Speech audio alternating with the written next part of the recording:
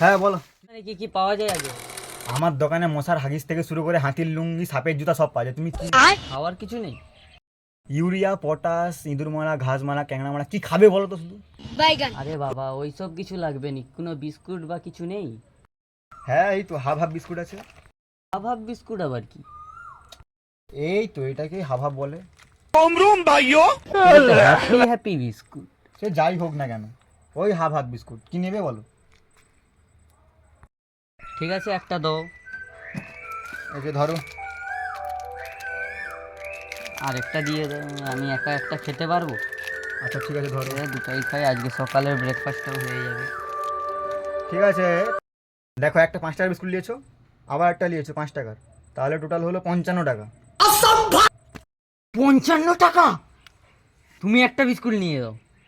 ঠিক আছে ঠিক আছে, তাহলে একটা বিস্কুট দিয়ে দিছো, তাহলে তোমার হচ্ছে 50 টাকা। 50? আমার বিয়ে হয়ে যাবে ওই টাকায়।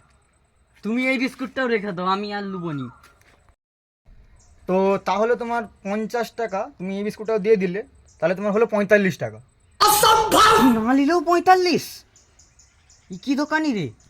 দেখো তোমার সামনে হিসাব করছি, তুমি এবার বুঝে লো।